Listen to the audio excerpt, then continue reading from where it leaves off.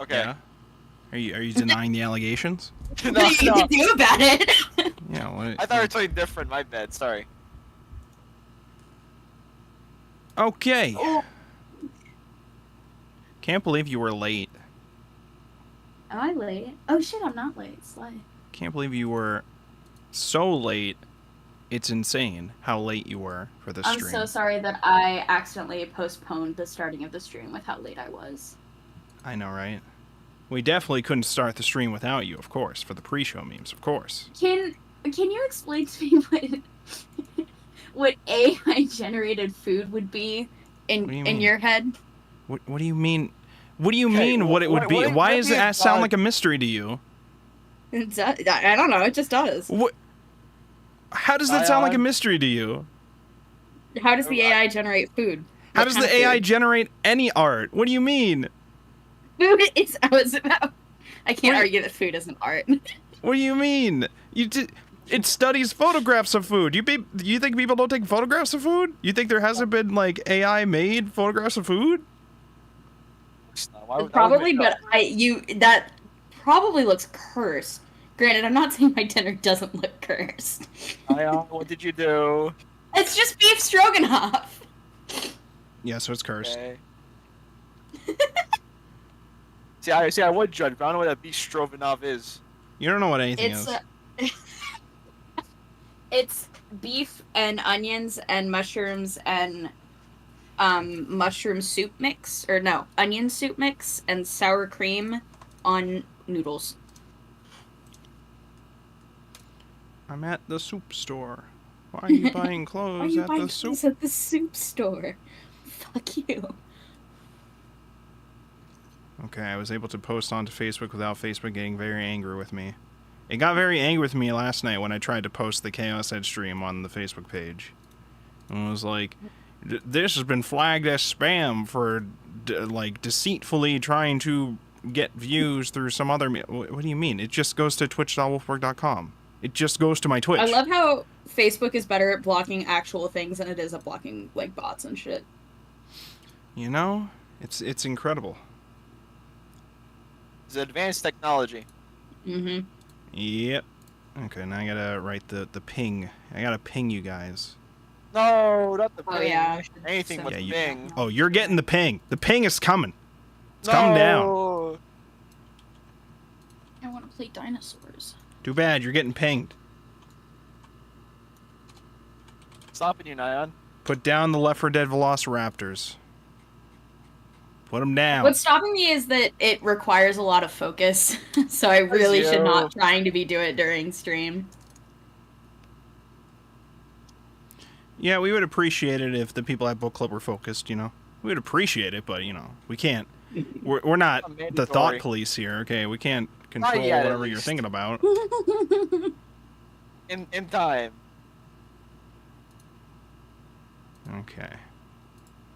I don't know if Turindo's coming. I know Ari will not be here this week because they're at Otakon. Oh, right. They're at Otakon. I forgot about that. Apparently, a bunch I see of people now are why at Otakon, so. She always refers to them as Bito. That makes sense.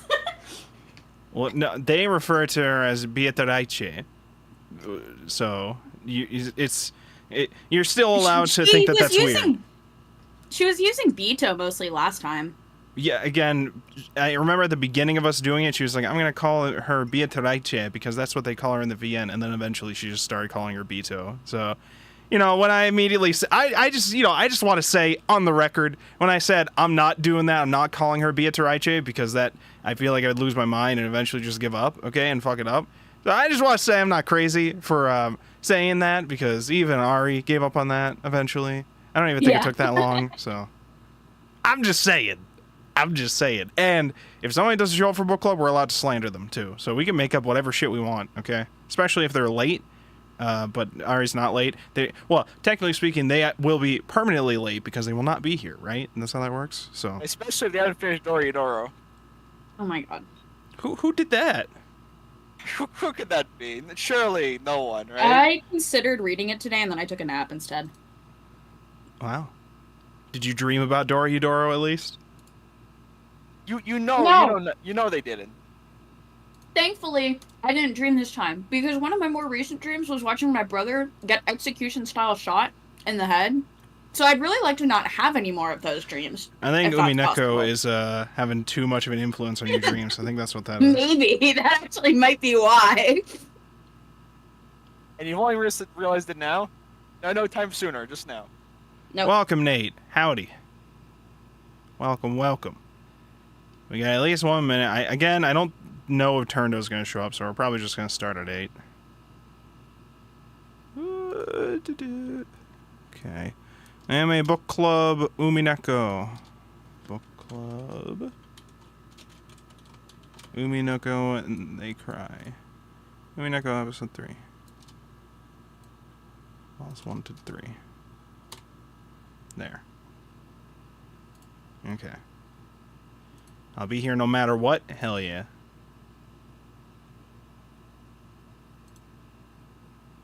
Wait, is my Twitch up? Yeah, my Twitch is up. Find out today on Dragon Ball Z. Oh my YouTube God. is up. Kick is up. Everything is up. It's all looking up. It's all coming up Wolfborg here. Except on Facebook. Where they get mad at me for saying, we're going to stream Chaos Head. And they're like, no, you're not. Oh my God, welcome, Turndo.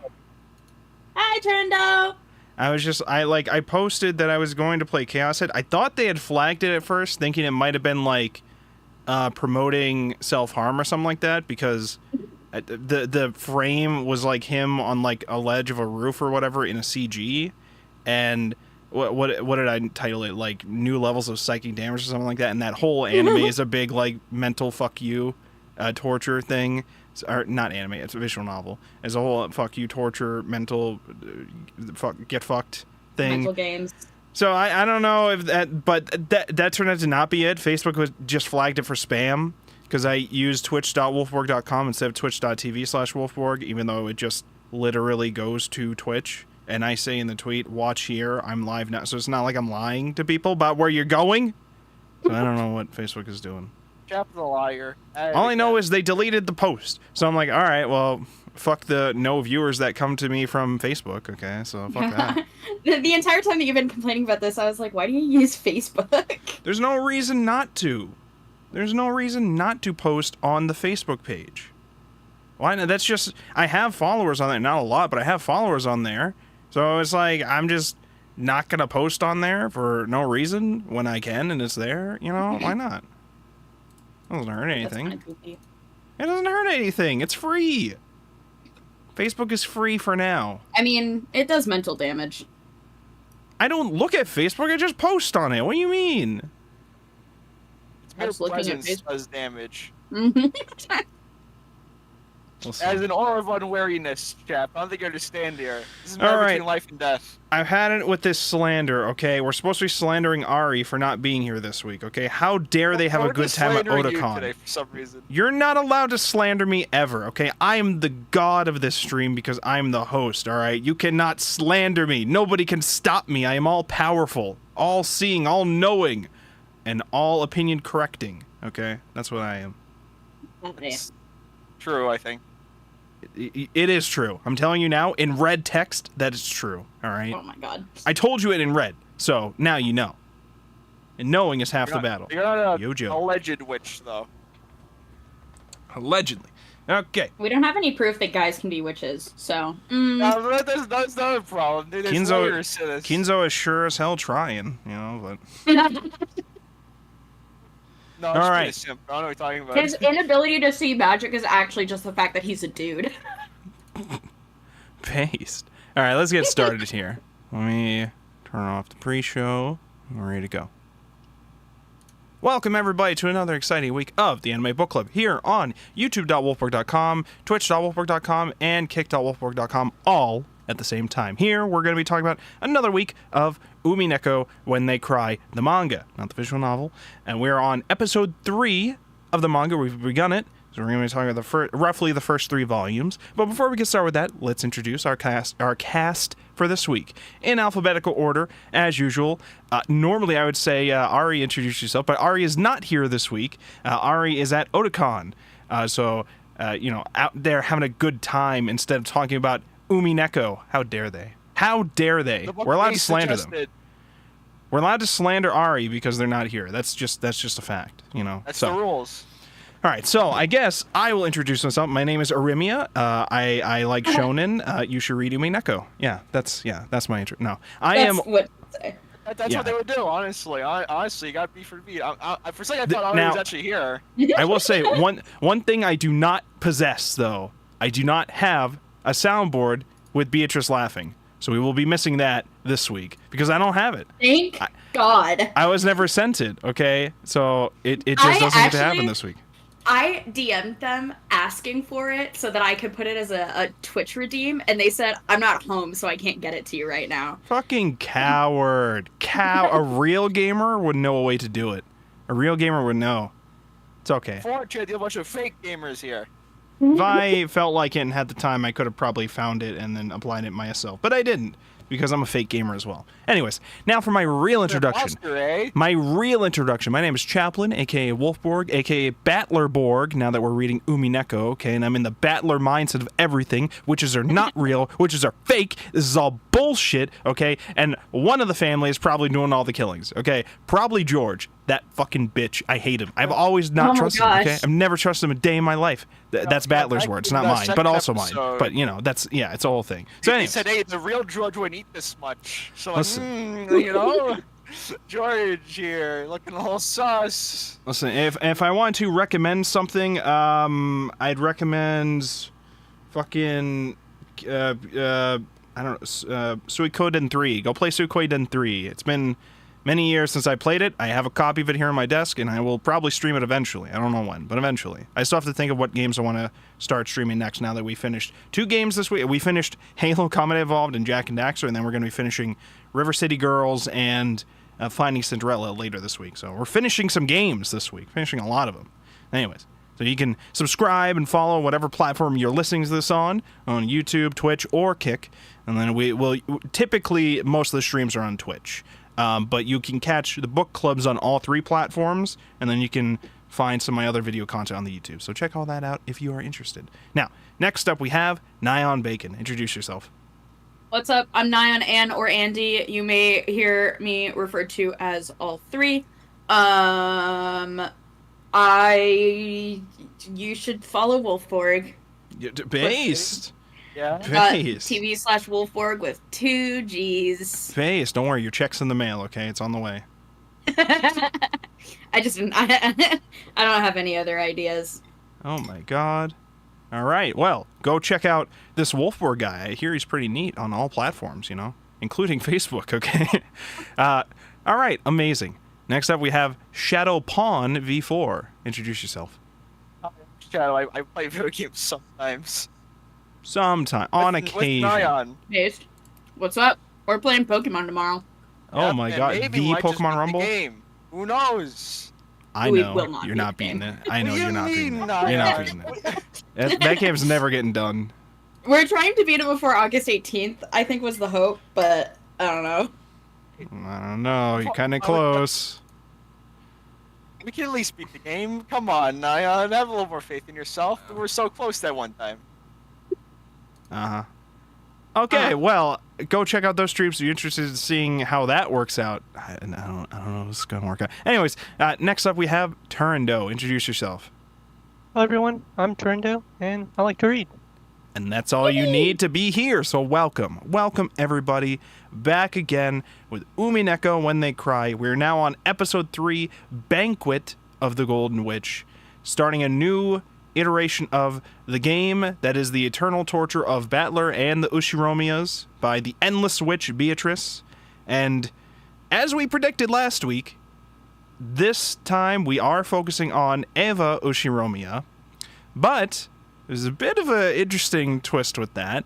It's both Eva that we know from our story and a like younger personality version of Eva that like she talks to at times and then becomes real and takes on the name of Beatrice and starts doing insane torture to Eva to Rosa and Maria later on. As you So do.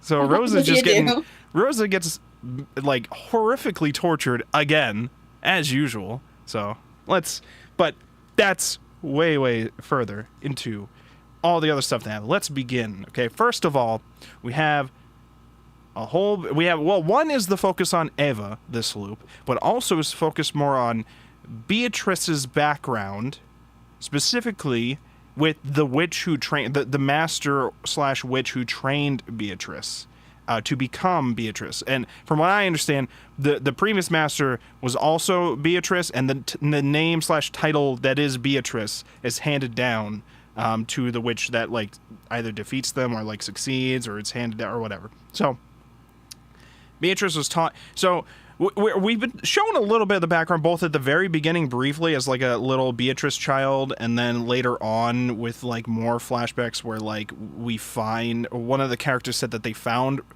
Beatrice in a hidden mansion. So essentially, there's a hidden mansion that's on the island that Kinzo would sometimes just escape to. So there was rumors that whenever he would just disappear for a while and then show back up and just act like, oh, I was just out for a walk or whatever, that he was at some secret location with a lover, and they never found the mansion and the lover and all that. So they had always assumed that.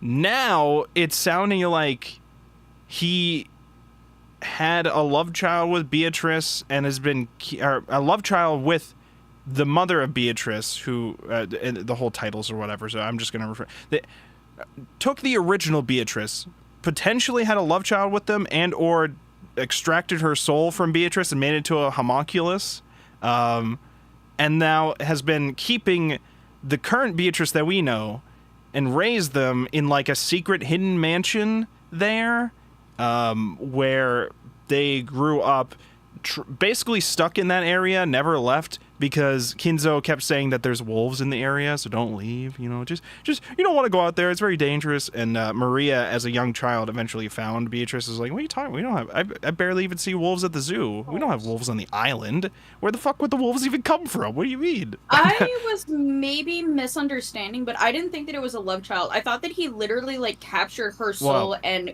grew it into a body. So that's what they're saying. I don't buy that. I'm Battler, so obviously to me it's more likely going to be a love child. The question on my end is whether or not the original Beatrice wanted it, because it sounded like the original Beatrice was trapped on the island against her will by Kinzo. So I don't know if it was something like she was just stuck on there and forced to be his like weird lover, like / imprisoned rich girl slave or whatever, after he took all the gold from her. But like also became obsessed with her, and then had a child, and then got rid of her so that he could raise the new Beatrice.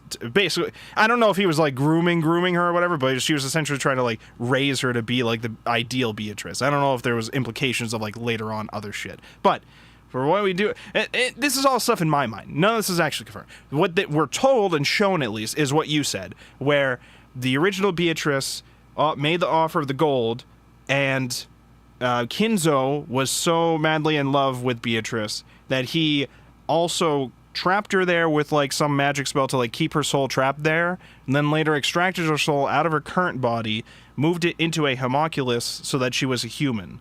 And eventually, young Maria, finds the mansion after she runs away from... Rosa. Rosa finds the mansion after running away from home, and stumbles upon the mansion, goes inside, finds Beatrice. Beatrice is literally just like she's like older than Rosa. I think she is an adult at that time. I can't tell how old she is, but she's like way older than Rosa is.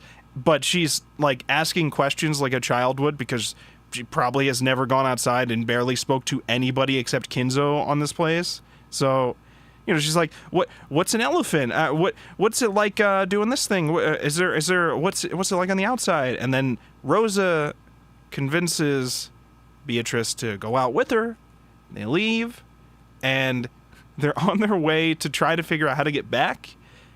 For some reason, decide to climb down a steep slope to get to the shore, and Beatrice falls and hits her head on a thing and instantly dies.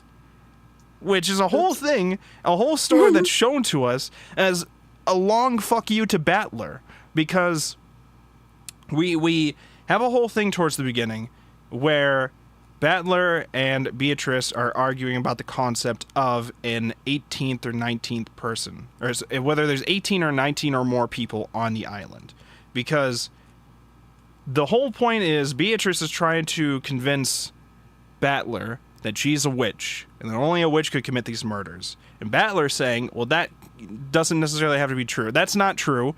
It could just be that there's either another person on the island, or one of us could be the killer, but I don't want to believe that one of us is the killer. So I'm just going to say there's probably another person on the island that's doing this. And so she's trying to more break his spirit. So there's a whole big battle of, like, the red text over, like, what things she wants to say to fuck with him. And she kind of lets it slip too early and says in red text that there's only 18 human beings on Rokenjima Island. Which I feel like that wording is very specific. Because I feel like the immediate follow-up question is, do you count furniture as human beings? Are they counted? Like, I don't know how she defines that. On yourself. You know, I mean, so that was the thing that immediately came to my head. But so I think I'm still getting a little bit ahead of myself, because they start the beginning of the loop. Ava's upset about people, her husband and Rudolph are, like, smoking. They go off onto the island, and we pretty much have the general beginning of the story, where this one's more so focused on the adults than the children, which I really liked. Because now we got a more direct look at the, like, relationship dynamics between all of them, and especially how they all look at and treat characters like Ava. Ava, as the focus, it is highlighted that she is second in line for the to the Ushiromiya family, second in line to the inheritance, behind Kraus, and she works her ass off in, like, 1,000,001 different ways in an attempt to sway her father into seeing that she's more worthy to rule the family in the future than Kraus, who basically just talks shit because he's the first male born to the family, whereas Ava's just like, I literally can't do anything because I was born a woman. No matter what I do, father will not accept me because I'm a woman. And Kinzo and Kraus will literally say shit like, as a woman of the family, your only purpose is to make children and learn how to take care of the house and take care of the family, and that's it. You're not supposed to do anything else except for study that shit. And obviously, that's a big fuck you to everything Ava wants to do in life, because she wants bigger things for herself than that shit, than that patriarchal bullshit, okay? So, it's a whole big thing about her struggles with that, dealing with her haughty but, like, fucking useless, not doing anything brother Kraus, who, like, doesn't really do anything except lie and potentially, like, embezzles money from the family to, like, do stuff with his businesses or some shit like that. And so we haven't dug too deep directly into Kraus, I don't think yet. We know some bits about him, but mostly what we see about him is that he's like, he's just like acts a lot bigger than he deserves to, because he was the first male born into the family. And, like, the father literally comes in and, like, slaps the shit out of him for, like, daring to act like he's hot shit when he does literally nothing. So you know, domestic abuse in the family is it's not just Rosa and Maria. It's also Kinzo and his children too, which makes sense. Classic It rich tracks. people problems. You know, it tracks.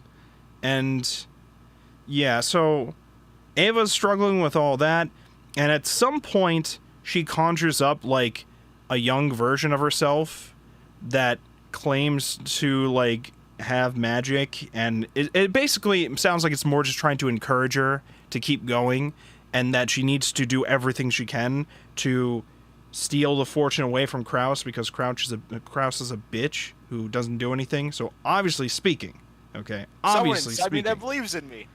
Obviously speaking, eventually we will steal the fortune from Kraus. This is the plan. This is the goal.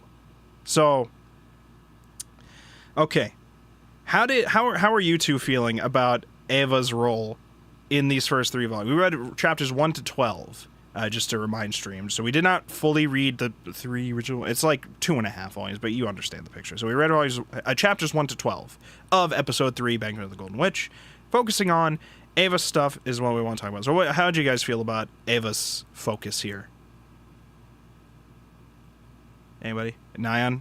I think you had some thoughts in the... I think that basically what I had said was... Sorry, I'm just remembering that line that Natsuhi said where there's like richness in the soul, not in the bank account.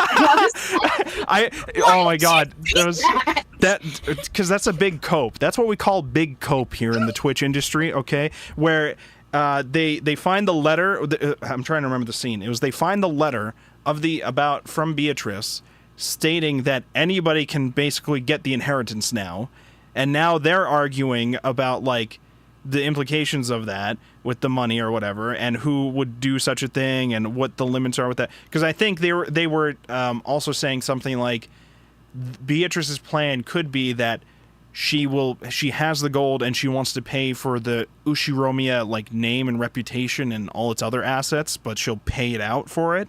And with how poor everybody else in the family is, they would absolutely do it. And some of them, like Natsuhi, are just speaking up like, the family name cannot just be bought with money. The family name's, the legacy is worth a lot more than that.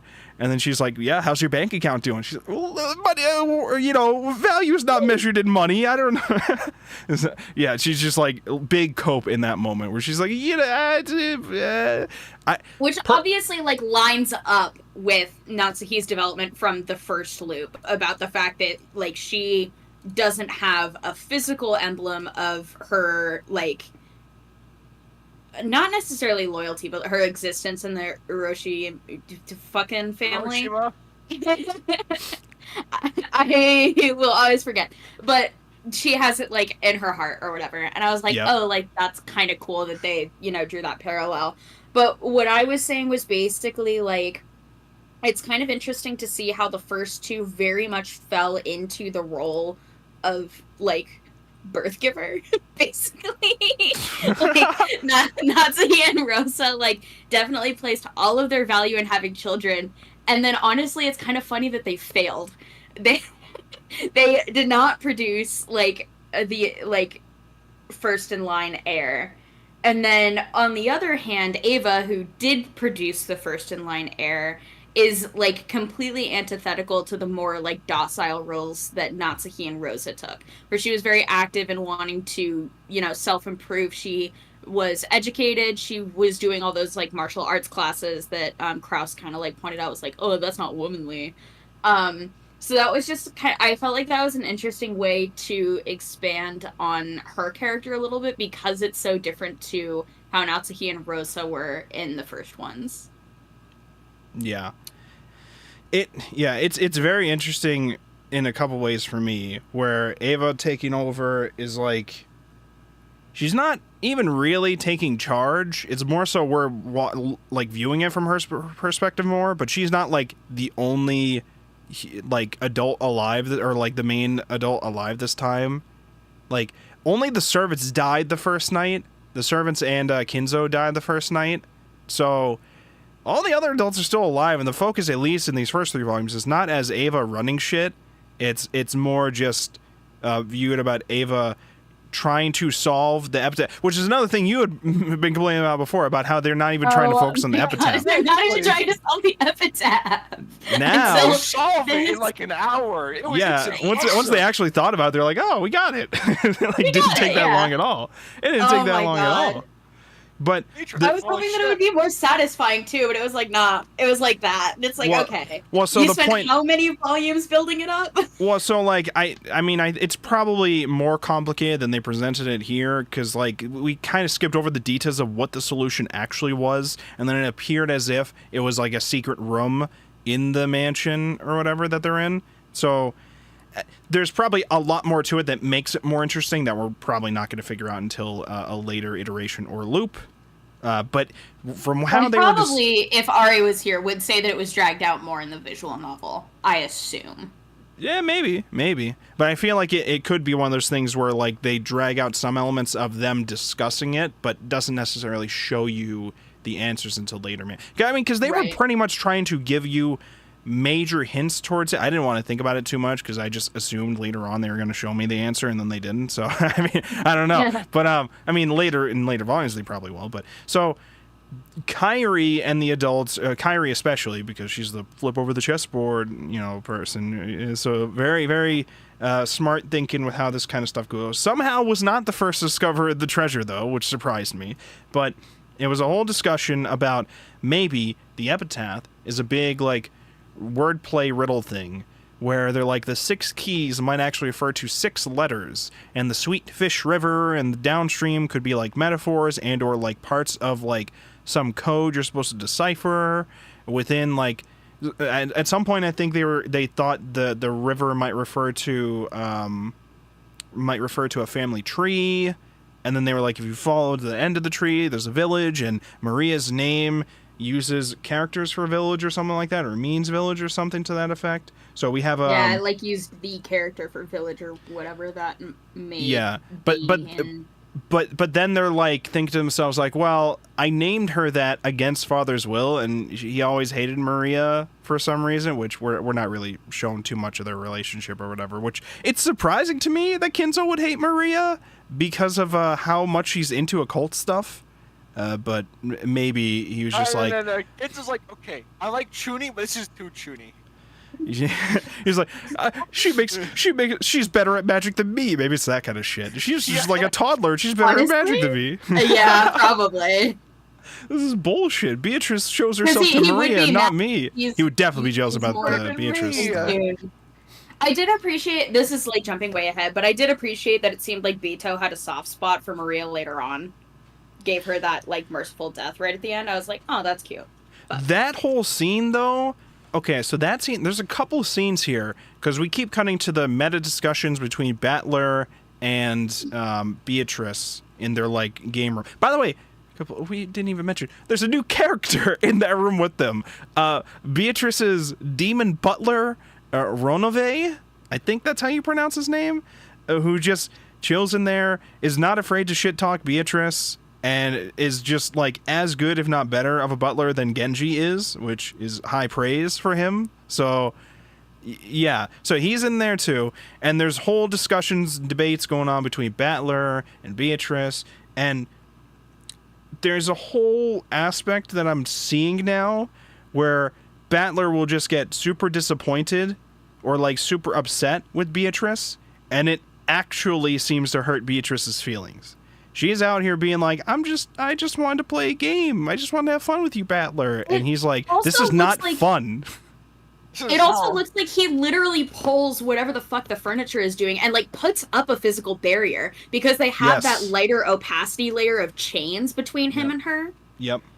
Which led to that meme at the end of, I don't remember which volume, which was like, get out of my room!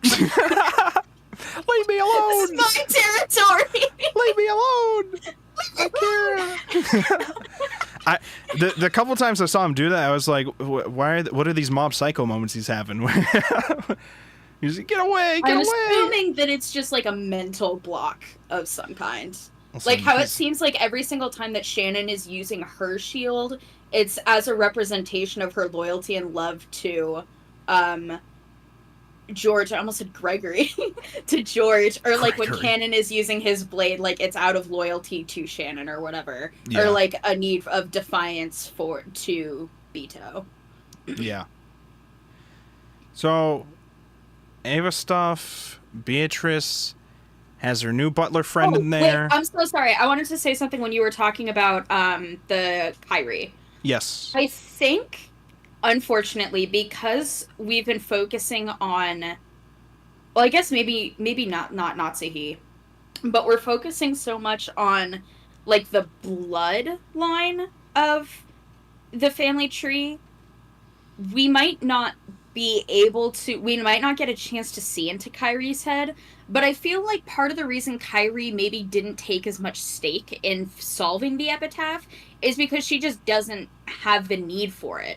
Like, obviously Rudolph has the need for it, but as we have discussed several times over, he hasn't told her that he has a need for it. So Kyrie's just there like, oh yeah, this seems like a fun riddle, wish my family would stop dying. It'd be nice to have the money, but she's not as determined to solve the epitaph as, like, the other members of the family might be. But I don't know if that's ever a perspective that we're going to get a chance to look into. I feel like it's definitely something that if we ever do get a chance to see it from her perspective, she very much does care about the money aspect of it and probably the people dying aspects of it. Especially the money stuff because she's supposed to be Rudolph's, like, financial advisor or whatever. But it could also be one of those things where Kyrie might be a little sus about all this kind of stuff. I don't know. You know, it could be one of those things where you don't see a lot of information about this character until later because it turns out they're the mastermind. I mean, we see, like, some things about her, but not too much so far. But not a again, lot. But again, that's probably because we're, like, seem to be focusing on one main character in each loop or whatever, or, like, some central characters for each loop. Only, like, a couple of them get, like, developments in each loop. You know, because of the interest of time or whatever. And that's why there's, like, 8 episodes or something. There's, like, 8 or 9. I think there's 8. So, and we're only on, like, episode 3. So there's definitely more time for Kyrie stuff to happen. But the further away we get to people's development, the more sus I am about them, I guess, on, like, a meta level as somebody reading or consuming something. Because, like, in my mind, if you're introducing a mystery story where part of the, like, half the time you're, like, suspecting one of the people involved to be one of the people, the masterminds, you'd think to yourself, okay, well, some of the ones that are getting, like, big emotional developments probably are not the big bad, but it's hard to say because now we're in this phase with this where we are getting the focus on them, but we're getting, like, supernatural focuses on most of them. So we don't know how much of that is actually supposed to be real, or if this is all, the magic stuff is all actually supposed to be bullshit, and there is supposed to be a real-life explanation for the things that are happening, and then a lot of things we were shown were either to mislead us, or supposed to be, like, metaphorical, or some kind of witch interpretation to fuck with Battler. So it's one of those things where we might seem like we're getting a big emotional development with this character and think to ourselves, oh, they wouldn't do that to these characters because they just feel this way or whatever, and they just want this thing. But it could also be that we're just being shown that bullshit to, like, lead us away from suspecting them. I don't know. Yeah, I was about to say, I suspect Ava more than I suspect Kyrie at this point. And it's not because of Ava's transformation into Beatrice. I just think that she's the most unhinged of all of them and would be the most willing to kill her family for this because of her dedication to it. I definitely see it. I definitely do see it with how much she was treated, especially by Kraus. Kraus, at the very least, is getting killed by her. You know, no matter, because, I mean, he's in line ahead of her. So, I mean, she doesn't necessarily have to kill anybody else, just Kraus, and then she gets what she wants, I think. I'm pretty sure. Yeah, because she would be second in line. So as long as Kraus dies and the father dies, then she gets the inheritance, I believe. So, technically speaking, but if the other family members pissed her off, then it's over for them. Or if I think, because when she solves the riddle and finds the gold, now it's a question of, okay, but now, how do I get the gold out of here without the others trying to kill me for it or trying to find some way to swindle it out of me? And Rosa finds her because Rosa had accidentally given Ava a hint towards it from, like, what she was thinking, and they both ended up at the same place, but Ava went there first, which shows that, like, okay, Ava is supposed to be the rightful owner of the gold. However, can we trust Rosa? They both had guns, which, by the way, this is another change. I don't think we had multiple guns before. I'm pretty sure it was just one gun each loop. Now there's, like, 4 guns. Yeah. So there's more. They would trust a child with a gun. I'm assuming it's that. Well, but there's multiple guns, and Rudolph even says, Battler, I'm going to train you how to use a gun in case, you know, one of them becomes free or something like that. So there's multiple guns out now. Too, okay, because she knows how to load a gun. Yeah. And I forgot about that. Yeah, so maybe the kids are trained with weapons. Maybe they are trained with guns. Okay. Say, let the basic American right. Yeah, I was about to say, Battler's been living in America for 6 years. How does he not already know how to use a gun? He's like, don't worry, Dad. I brought my own. I got it. Can you imagine? Oh my god, that'd be amazing. Fuck you, Beatrice. I have the ultimate magic gun, and then shoots her. Drunk at this point, just give him a gun. Oh god. Living the American dream. God bless. So, Battler and Beatrice's argument. Tells you, Beatrice. So Battler and Beatrice's argument. Okay, so we had the whole.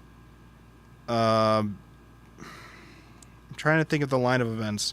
What led up to Battler arguing about the 18 or 19 people on the island?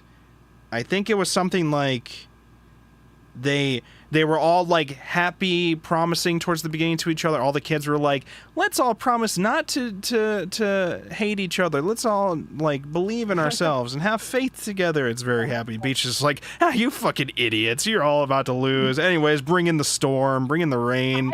Here's Maria. Give her a letter. That panel. I don't remember if I sent it in my Discord, but that panel was solid. Oh my god, You get Arimia's here. here? Arimia! With the witch's magic has brought Arimia to the stream. Now someone Holy can play the shit. Beatrice laughing. There we go. There's the Beatrice laughing effect. That's the only Amazing. reason they came in. I believe it. I believe it.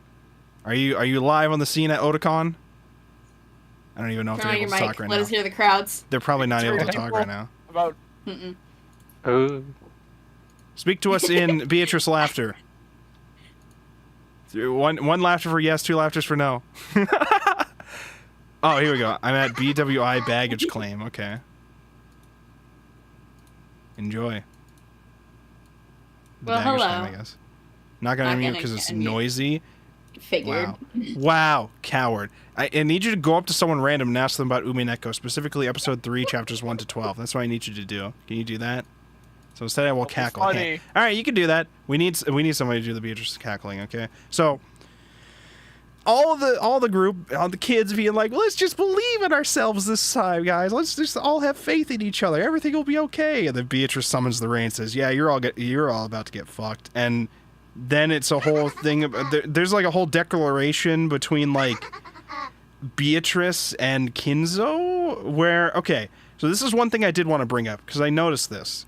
Because before we were shown the ring going down, then Maria ending up with a letter, and in this case... That was also when it's- the butler showed up. Yeah. In this case, it is now Maria gets the letter, then the ring is given to Kinzo. So it's the other way. So now the letter, she did not have the ring before the letter in this loop, it seems. Or she did not put the seal on the letter before she actually got the ring this time. So I don't know if that will be an important factor in the future. But then Ronove shows up, and then we have a whole sequence where Battler meets the new demon butler dude, and then we get into the debate about whether or not there's like 18 or 19 people involved. Because, what was the other thing? Oh yeah, she's like, I'm becoming more and more powerful with each loop, and the longer that this game goes on. So now I'm able to bring my demon butler here. My master, not Maria, my previous Beatrice master is gonna awaken from the old lady maid girl that's there. Turned out to be... I knew it was grandma the whole time. It was like a vessel for the old Beatrice to show up. The other ones just got fucking destroyed. Canon and Shannon and Genji. Well, I mean, Genji was cool at first, being like, all right, well, we're furniture, so I guess we have to be your sacrifice now, Beatrice. And Canon was like, nah, fuck that shit. I'm fighting her. And Beatrice sends out, like, first Lucifer. Lucifer loses the fight. She loses against Canon. Ratio. Based. And then Beatrice is like, okay, but now you got to beat the other 6. Good luck. All 7 of them, actually. Sorry. Have luck.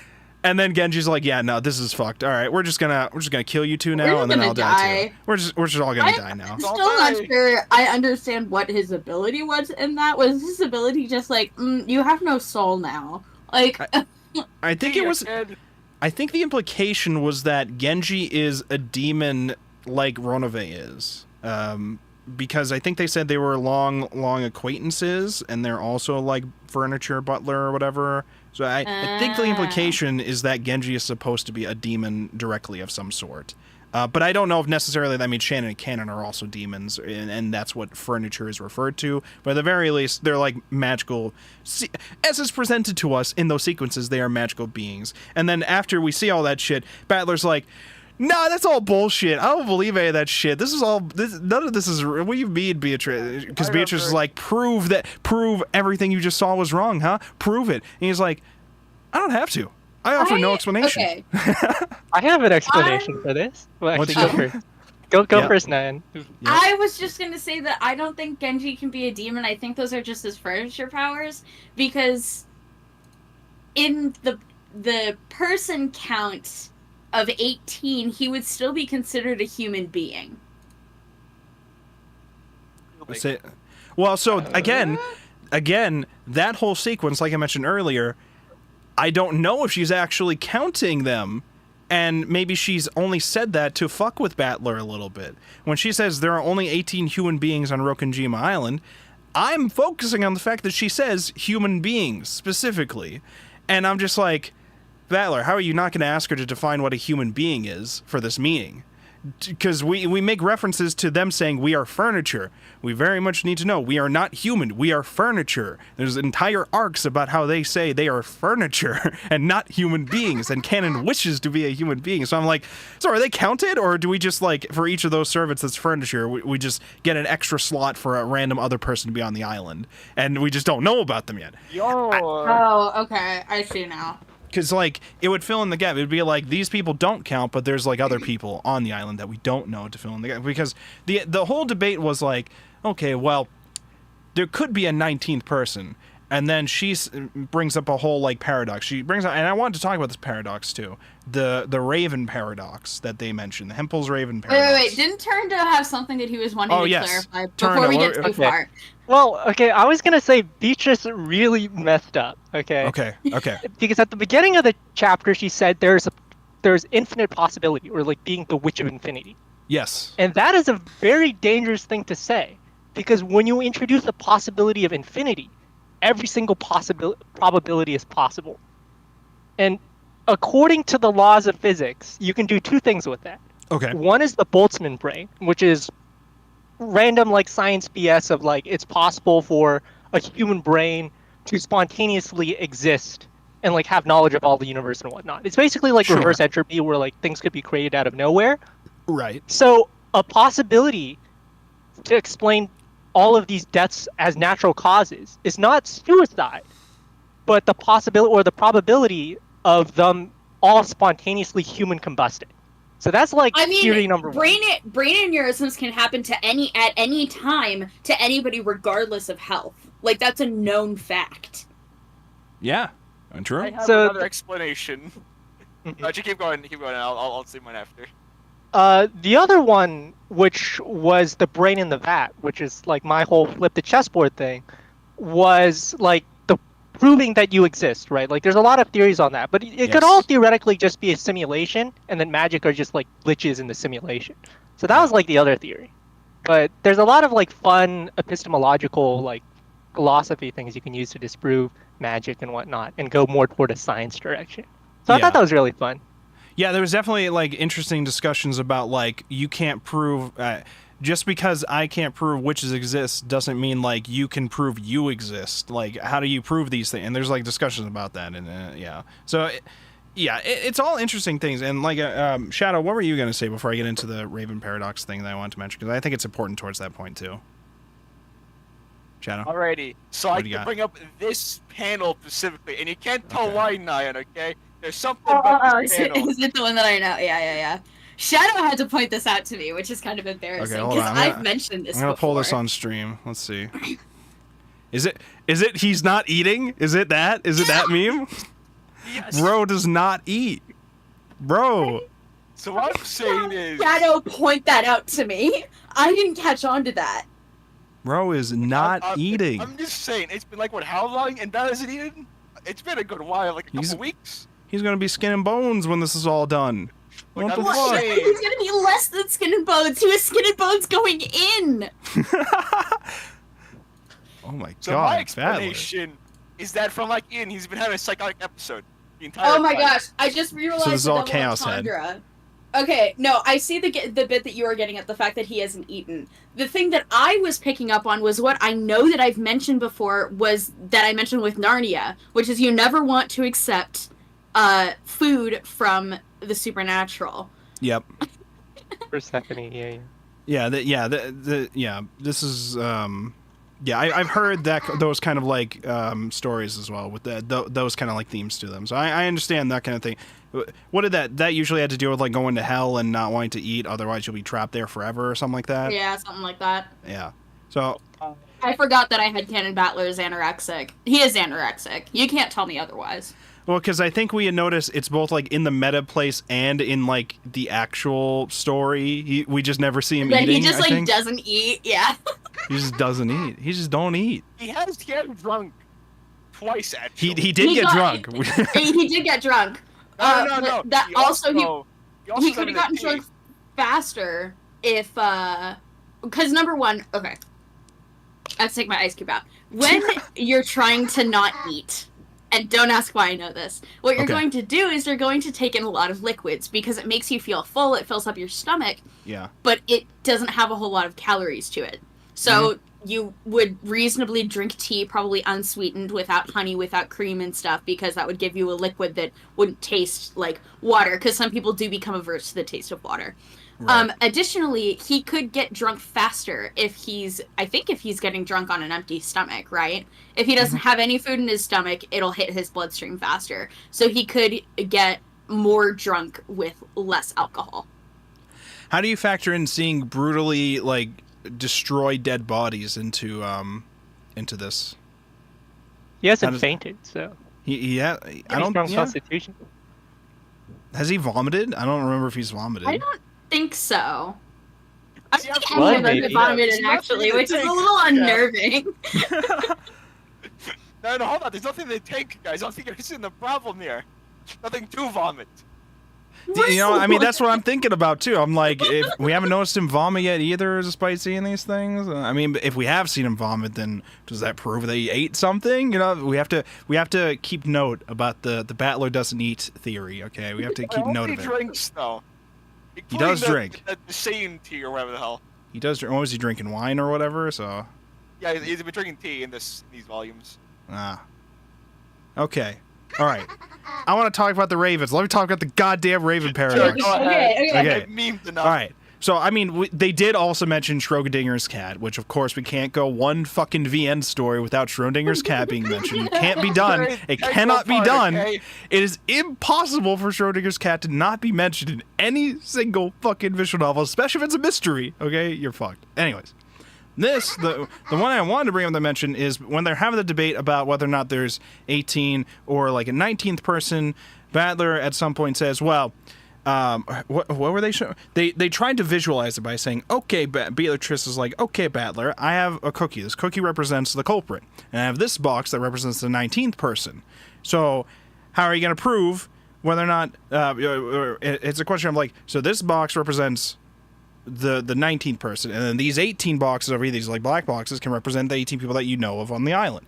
You got to figure out which one has the cookie in it. All I have to do is prove to you that the cookie is not within the 19th person box. Wait. Yeah, I think it was something like that. Because I was trying to think. I kept getting confused during the debate because she was mostly just trying to say, Battler, you're wrong, and just trying to win, I guess. But it seemed to me like no matter what, Beatrice was going to lose, because if she confirms to, if she denies the existence of a 19th person, then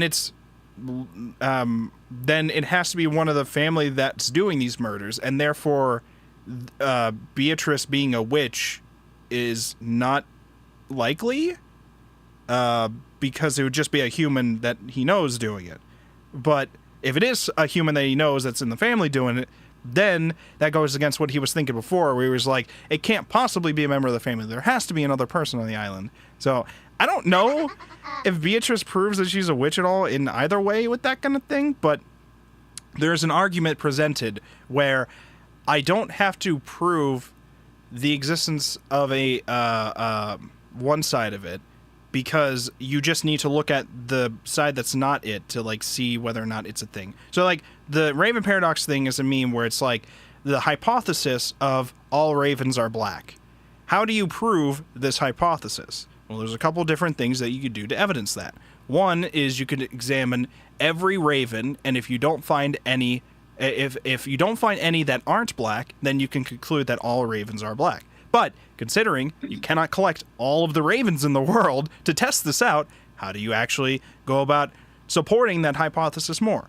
Well, another thing you could do is see if you can find any ravens that are not black. If you can find any one case of that, then you've disproven the hypothesis that all ravens are black. That all makes sense. That's all fine for most people.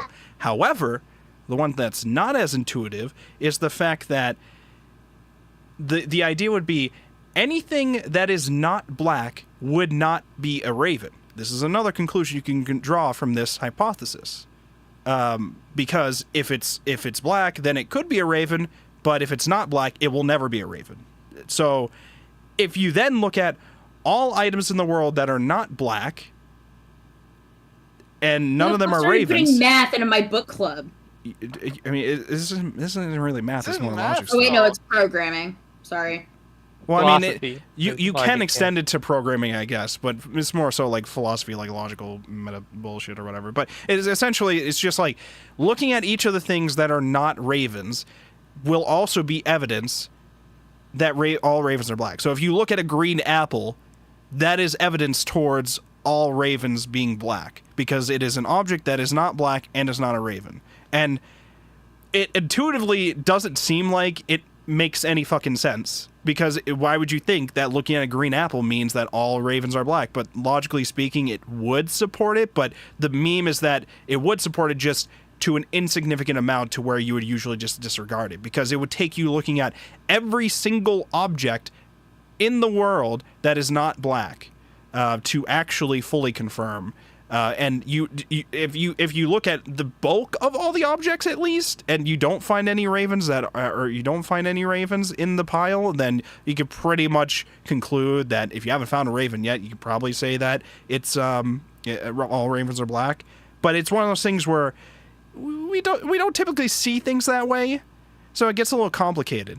And so in the context of here, she's trying to say, I can prove that I don't need to show you a 19th person to confirm the existence of a 19th person. Much like I don't need to show you a witch to confirm the existence of a witch, and things to that effect. There's like layers of that argument that she's trying to present. And I think Battler in the end was, what did he say? He did something else to like fuck around with her in the red text, I think. But I think one of them was the screen cap I posted where he's like, I refuse to elaborate. I offer no explanation for my theory, but this is what I say. And fuck you, okay? Her energy at that point. Wait, Toronto just posted, anyone know what Battlerboard is talking about? All I can find is albino raven and posted one. So I think all of Beatrice's ramblings and argument destroyed by albino raven, which I'm looking at right here. Look, definitely look, real. Okay, she's a super boomer. She doesn't know what albino raven is. Okay. True. Super boomer. Huh? I mean, yeah, she's the endless witch, so she'd be a super boomer if she's lived for millennia. You know, she'd be a super boomer. That's how that works. Dinosaur bones over here. Okay. Yeah, she'd Oh be a fossil. Literal fossil. Nate, you finally have somebody older than you. How great does that feel? We keep calling her a witch, but this is actually a dinosaur, you know? I mean... Dinosaur witch? Yo. Yeah. My favorite kind of witch. So Battler's just having a whole, like, thing where he's just like, no, Beatrice is saying these things that I don't know what to say to refute it or whatever. And then, like, he's getting hints from not just old Beatrice, who... I think at some point what do they refer to her as? I think they usually call her master or whatever, because that was Beatrice's master, so she calls like her Virginia master or something. Yeah, Virgilia or something like that. So she, after being awakened when they tried to kill the old lady person, and she was like using her as a vessel or whatever, and she spawned. There's a big whole magical battle that happened where like buildings are being thrown around and all that shit. And Or did that happen? There's no proof in the and Rose Beatrice Romance. is like, how do you feel about that, Battler? You just saw all that magic bullshit happen. Explain that, buddy, huh? Explain that. And he's like, Proof. well, the garden looks like it's fine, so I don't think the battle ever happened. And she's like, well, obviously it wouldn't have happened because I put up a barrier, which would prevent it from getting fucked with. Duh. Yeah, okay. So, yeah. So explain that. And he's like, I don't have to. Because if you because I don't have to explain it because the result is the same with either of our arguments. So I don't have to explain shit, and I refuse to. So get fucked. What's ratio? And like afterwards, it's just help from Virgilia and partially from Ronove. I don't know if he's just messing around with the game a little bit to help Beatrice or to help Battler or something. I don't know what it is, but like at some point we find out he can also talk in red and spoiled some answer that Beatrice is trying to hold off from like revealing in red. Which she was a little upset with, but it seemed cartoonish. Which also makes me think, I don't know if his red text is trustworthy, because we know, as supposedly in the rules of the game, Beatrice's red text is we're supposed to be able to trust it. But I don't know if the same rules apply for Ronove's red text. It could be that he's able to produce the red text. Arimia says, I love Ronove, he's on everyone's side, which is kind of what I figured. That this is kind of what I was saying in my Discord, Nate, and I think Shadow can attest, is that he's not like on the chessboard, and that makes me uneasy because he's not being played by anyone. He's playing for himself off on the sidelines, kind of like Virgilia is, because she literally said she was a piece taken off of the board. So now the two of them are kind of off playing on the sidelines, and that makes me nervous because I'm like, okay, well, like that basically makes him like lawless in this. He can do whatever the fuck he feels like. He's Ronove. He could shit talk Beatrice all he wants, and she's fine with it, I guess, because he's a good butler. Good furniture. He's the head furniture. He's very trustworthy. So, I mean, Beatrice just wants to be entertained. She's having fun with it, and sometimes, like I said before, a couple times, seems like she's gone too far and upset Battler, and then in turn has been upset about the fact that Battler has been upset. And that's where we get, like, her being like, oh, okay, let me tell new Beatrice to stop fucking with Rosa and Maria. It upset Battler, and now he doesn't want to play. So, Kind of cringe. There's a side to Beatrice at this point where it's like, I don't know if she's just grown fond of Battler in, like, you know, a romantic way or something like that, or if she's just looking for somebody who will, like, keep actively playing with her or whatever. Because, like, at some point where he's like, I don't really know what to say, I don't really know what to refute or whatever, she's like, but you have to make a move. If you don't make a move, I can't make a move, and then the game won't continue. You have to keep up with your theory or whatever. And he's like, I just don't know what to think anymore. And then eventually he got, like, I think either a hint from Ronove or the old Virgilia. Virgilia is very vocally on Battler's side, but then there's also like little out of room things where she's discussing with Beatrice, and it seems like they're more so just, I don't know if she's actually on Battler's side or if she is, but it seemed like she's more so just trying to like keep Beatrice entertained still, which seems like both of them are trying to do that, and Battler is also inadvertently doing that. So, you know, I don't know. It's fun for us. Battler at times is not fun for him, seeing how much her family's getting tortured. Rosa and Maria getting endlessly tortured by new Beatrice, who is Ava. And again, I wanted to also mention in previous streams, I think myself or some others, we had talked about how Ava sort of looks like Beatrice.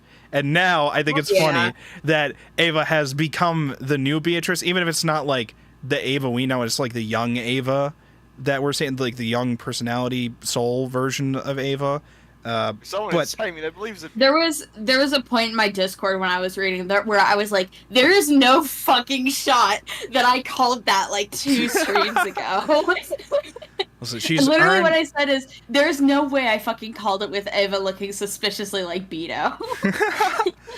She has earned the title of Beatrice the Endless Witch. And, you know, as the new Beatrice, she was like, let's see what the witch's powers can do.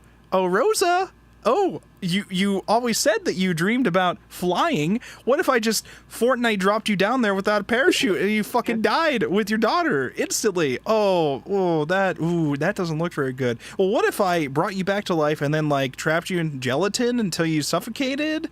How about, what else can you do? Butterfly? It turn you to a butterfly, and then you get trapped in a spider web, and the spider devours you, and I violently describe how gruesome it is. And I think that she was... Funny, I swear. She was doing all of this based off of stuff that they had discussed as kids. Yep. So it was like using their childhood against her. Yep. What was the other one? Like, she ends up baking Maria in, like, an oven as, like, a little, like, dessert pastry treat or whatever. Again, this keeps happening. Or there's, like, gingerbread men, I think, that led her there or something like that. So, yeah, Maria's getting cooked nickel again. For every time that Maria got put in an oven, I'd have 2 nickels, which isn't a lot, but it's weird that it's happened twice. Listen, we gotta cook, Jesse, okay? We're having Maria for supper. I'm just saying, it could happen again. There's plenty of time. At least this time we didn't have Battler showing up to say, "Oh, you can't say eat me until you're a few years older." At least he didn't come in and say that. Like there's a chance. It's still possible. We'll see. Oh my fucking god! Not anymore. Okay. Like this time he was just like, "This is not fun at all. This is actually really bad." Cringe. And then he slaps Beatrice. Yeah, floored me. Slaps her, and then Beatrice is genuinely hurt afterwards from that. Who, at the beginning of this volume, was having Battler be violently murdered over and over again by her, like, 6 or 7 girls of purgatory that are just the stakes that stab into you, like Lucifer and all them. Like, violently murdering him over and over, but he gets slapped by Battler, and now he doesn't want to play. Oh, shit. Now you know you fucked up. And then she's like, going there like, Rosa, Maria, sorry about that. It was kind of fucked up. Maria, sorry, I can't give you your promise of giving you the golden knight. I'm not Beatrice anymore. She is, so I'll give you a quick death. Snaps her neck. And then Maria just gets, like, impaled on, like, a thing nearby. Or not Maria, Rosa gets impaled on a thing nearby. And then that's like, and then she's like dropped on the, like, fence or whatever. And then she's like, "Okay, new Beatrice, cut that shit out, okay? You're supposed to be elegant, okay, about being a witch. I know I made it look badass before, but I've been thinking maybe you should, like, try not doing that. Do as I say, not as I do, you know?" And the new Beatrice is just like, "Yeah, okay, Mom, yeah, rolling her eyes. It's like, "Yeah, I'm not doing that shit. I'm doing what I feel like. I'm the witch now. I'm the witch now, okay? You had your time. It's my time now, bitch." It's my turn. So, here's one thing I was thinking about too. They found the gold, and it was just kind of there. The game didn't, like, insta-end once they found the gold, so then there was a concern with, Ava and Rosa for a bit, where they had guns pointed at each other. And then they're just like, "Nah, this is silly. Let's just split it or whatever. So I'll take my inheritance. I'll take half of it. Ava will take half of it, and then the rest they'll split among their siblings." However, then Ava's like, "But Kraus and some of them might try to do something to snatch the gold from us before we can agree to that. Once they find out that we know where it is. So let's hold off on telling them." Rosa is already immediately not trusting Ava about that. And then later on, Rosa ends up dead. So, it's shown to us that it was a very violent witch torture. But also, I think that's a little weird. But then they're like, "Oh, but the whole time Ava had a fever. And that's when the little witch Ava was coming out. And Hideyoshi was watching Ava in the bedroom. And so, obviously they ended up to deal with it. He was healing magic or some shit. I don't know. I don't know if I trust this shit. We also had, we need to bring this up. Hideyoshi is, like, too good for this world. He's too pure. What is this shit? What is this shit? Why does he have to be here for all this suffering? Him. Oh my god. Why does he have to be a part of this suffering? Why do we have the audience laughing at Hideyoshi dying? No! Hideyoshi, I love him. He's great.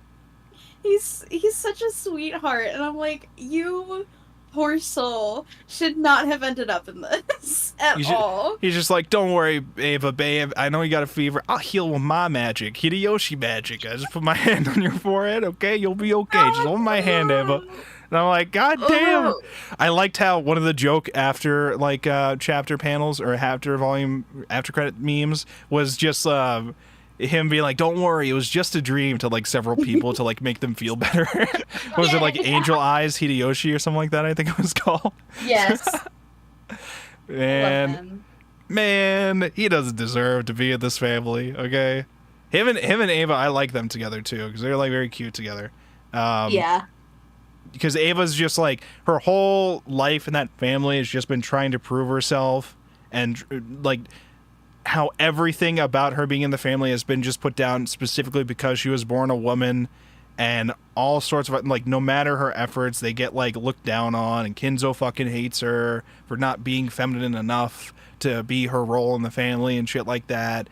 And Hideyoshi's just like, listen, babe, I'm just here for you, okay? The other family members, they're a little wacky, but we're here for you. I was just like, oh man, why does he got to be here? Well, I swear to God, if he turns out to be the mastermind, I'm gonna be very upset if Hideyoshi's the mastermind. Can you imagine? I'd be so mad.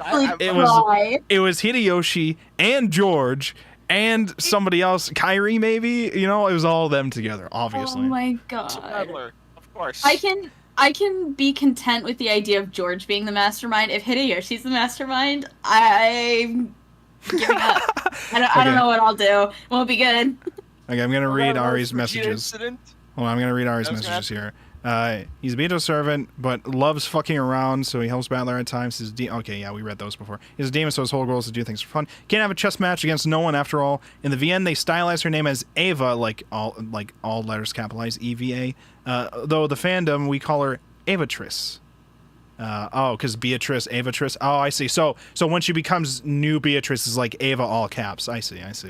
And then the fandom calls her Avatrice. Okay. As a middle schooler, I kin Maria hard and didn't care too much for episode 3, but as an adult, I have a newfound respect for it. Seeing Ava facing the prospects of her dream and confronting her childhood self-goals, yeah, it's man, I think I really enjoy looking at Ava's side of the story of these things, because like I know in the first few volumes she came off like a total I mean, she is probably still a total dick to like Natsuhi or whatever, but now I more so understand it with like how she behaves with some of the people, at least because of how she's been treated her entire life with this family. And I don't know what past incidents they might have had together with Natsuhi, so it's very interesting to look at Ava's life now. And it's one of the things too where now that she's also a witch and is taking on the name and has to do the ritual sacrifices or whatever, and it's like, okay, well, but are those just magic memes, or is Ava actually just killing people now, so that now that she has the gold, is she killing people so that she gets to keep the gold? Is that what's going on with this now? Because again, very suspicious that Rosa is the first one to die next. I'm just saying, it's a little weird that the only person that knows that she knows it. But also I'm thinking to myself, like, how do we know the other siblings haven't figured out where the gold is yet too? Because if any of them also found it, they would also not be telling fuck all to anybody. I know they said, let's just make an agreement. How do we know that Kyrie didn't already solve the riddle? Exactly. And just keep it to herself? Exactly. And our only real evidence that would suggest that Ava was the first to do it is the whole sequence where Beatrice hands over the title to her and congratulates her. But it could be that all of that is bullshit to fuck with Battler. We don't know. It could be. Earlier, and Beach is like, nah, I can't fuck with Battler as good if this person's the witch. Ari also said, yeah, I like how they point out that even though we don't see her outside Rokonjima, Ava is a different person when it comes to her home life versus her role as Ushiromiya. Episode 3 is very interesting read as an adult. Yeah. What is this? It definitely, like... Yeah. I think that it's interesting that I feel like we could probably get a sense of who Ava is off of the island almost exclusively through how George behaves. Because George behaves nothing like Ava on the island does. He behaves so much like Hideyoshi, and apparently the way that Ava behaves when she's not super stressed on the island. So I think that's kind of interesting. I love George. If he ends up being bad, I'm gonna fucking kill myself. It's gonna be him and Hideyoshi and Kairi and Battler. They're all murderers. They're all murderers. Actually, everyone's the murderer. Everyone, including us, all of Book Club, we contributed to the murders on Rokujima. I was gonna say that earlier when the gun count went up. I was like, "Oh, is this gonna be a fucking like Oriental train thing where actually like everybody took a one shot at the bad guy or whatever?" Spoilers for a book that's been out for like I don't know how many fucking years. But yeah, and the way Hideyoshi talks to her, he's so cute. Ah! Listen, we all stand Hideyoshi here, okay? We all stand him, okay? Unfortunately, he's probably going to be violently murdered next. And, you know, it happens. It happens. I was wondering when we were going to get the change to the Beatrice portrait in this one, and the, like, attire, and then it turned out to be later on when the torch passes to Avatrice, okay? So now, then the portrait changes to the young Ava as Beatrice, and she's got, like, the little like...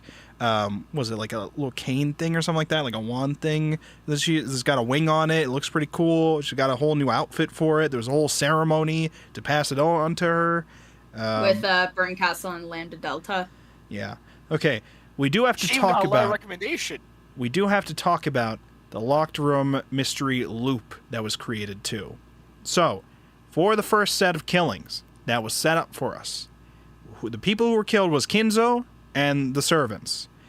Beatrice showed up, at least what we see. This is what we see happen. We don't know if it actually happened like that. So, Beatrice shows up to Kinzo and kills him. His body gets burned. And so, I mean, he gets to see her at least, so there's that. But then the butlers and all them die. They have the big fight. Canon and Shannon. Canon has the big fight. Shannon gets in, tries to defend. There's a whole thing that happens. Genji's like, okay, let's just die already. And then they die. And then the whole thing. But the closed loop that happens afterwards, the way that they set up the sealed room mystery with that, is each of them are locked, their bodies are left in a room. Some of them are killed by guns, other are killed by like stakes through them, and like there's like different cases for each person to die, as it appears at least. And so each of them also has an envelope. And the envelope leads to another locked room. So, like, the first one they found was the room where Shannon was in. They had to break in through a window to actually... Oh, by the way, I'm going to show in. This is what Avatrice's portrait looks like. Look at that. Look at that. So, the first room they break into to discover had the body of Shannon. And the body of Shannon, next to it was an envelope, which led to a key to another person's room. Maybe it was, like, Cannon or something like that. But essentially, each room had a key to the next room, and then the last room had a key back to Shannon's room, implying it's not just one sealed room, it's a series of sealed rooms, all of which had a key to the next one. So it was a closed loop of it. So not only is it one sealed room, it's like 6, and it's like, fuck you, Battler, figure that one out. And there's several red text memes that are done at this time to... there's like wordplay trickery that's tried too with some of it, where... I'm trying to remember the exact fonts or the exact words that were said. I'm trying to find in the manga too. But one of the things was like, there is no way for like remote devices to be used to like kill them within the room. There's no way for them to get out, or there's the key, only those keys could be used for them, and they all had the master's keys, so there's no other key that could open up those doors or something like that. There's no... Trying to get rid of every single possible idea that an outside influence could have killed them. And yet, the one big detail is when he says, say that all of them were killed. I don't know if all of these were actually homicides. Maybe one of them was a suicide. And so she will not at first say all of the deaths were homicides. She won't say it. But she will say none of the deaths were suicides. Then he extends that to be like, well, maybe one of them was an accidental death or something like that. So and I think at some point in this one, Ronove basically covers Beatrice's mouth and says, "Let me talk to you outside for a second here, Beatrice." And then she's like, Strategize for a minute, you know? because she was like getting heated up and like letting too many memes spill out when they're probably not supposed to yet. For like, because she Oh, the already first day, come on. she already showed a big like part of her hand too early when she revealed that there's no more than 18 human beings on Rokenjima Island. That's already a huge thing that she probably shouldn't have said too early, because now Battler can just forget the idea of extra like 19th, 20th, or whatever people. But I still have the theory of, well, are you going to ask about whether or not the furniture is defined as human beings? Maybe maybe you don't, and there's actually more people than you expect, but some of them are just not defined as human beings. I don't know. But so Ronove takes her out of the room for a second, and then she comes back all like sad, like, okay, I guess I gotta admit defeat to you here. But like, Battler and Virgilia are just like, yeah, but she was about to say something though. She was about to say something, and then he stopped her. And it might have been something like, you know, none of them were killed in an accident, and then it would probably just lead him to eventually suspect a different manner in which they could have died that would not be a suicide or an accident, maybe. But Brain I can't tell aneurysm. for sure. Yeah, maybe. Potentially. You never know. Now you're seeing how the red truth that Bito uses can be used against her. Yes. A lot of that, because there's, especially once you had Virgilia show up, and she's like saying like, listen, a lot of the evidence you have, you just got to look at it, a lot of the ways that you can approach this, you can just look at it like, you know, television, CRT televisions. Yeah. You know, some people don't understand how they work. TVs. In history, people will explain things that they can't explain with science as magic. They just assume something just happens through magic.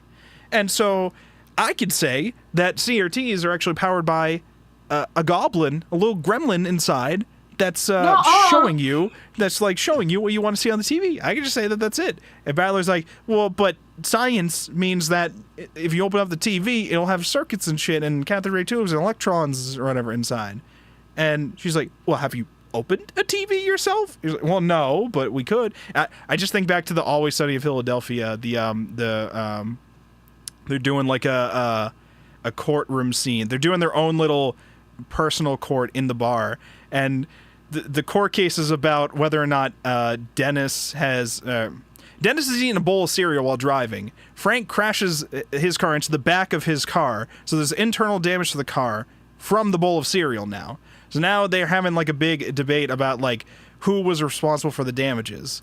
And at some point, because It's Always Sunny, gets twisted into a debate about whether or not another person, Mac, is trustworthy as a witness because of his religious beliefs, because he's like, evolution's bullshit or whatever. So they're just like, how can we trust this witness if he thinks that shit or whatever?